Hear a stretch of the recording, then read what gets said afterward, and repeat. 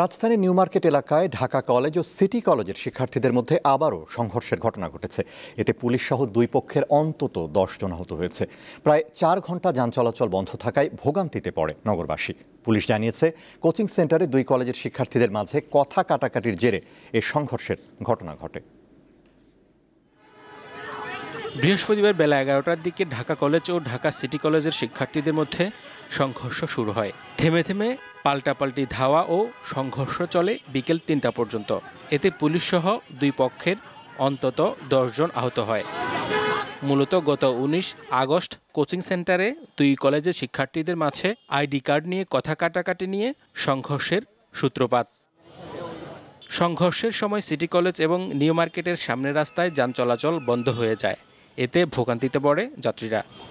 City কলেজের শিক্ষার্থীরা বারবার রাস্তায় নামার চেষ্টা করলে পুলিশের সাথে ধাওয়া পাল্টা ধাওয়া হয়। বিকেল 3টার দিকে ওই সড়কে যান চলাচল স্বাভাবিক হয়। পরিস্থিতি নিয়ন্ত্রণে সিটি কলেজ ও ঢাকা কলেজের সামনে পুলিশ অবস্থান নেয়। কোচিং সেন্টারে দুই পক্ষের কথা কাটাকাটির জের ধরে এমন ঘটনা বলে জানিয়েছে পুলিশ। যে গত কয়েকদিন আগে তারা উদ্ভাস কোচিং সেন্টার একসাথে মনে হয় তারা কোচিং করে।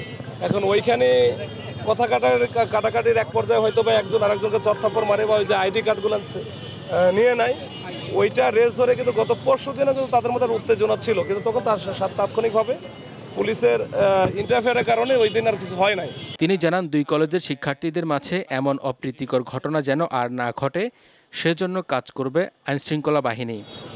হেদায়েতুল্লাহ সীমান্ত, দীপ্ত সংবাদ, ঢাকা।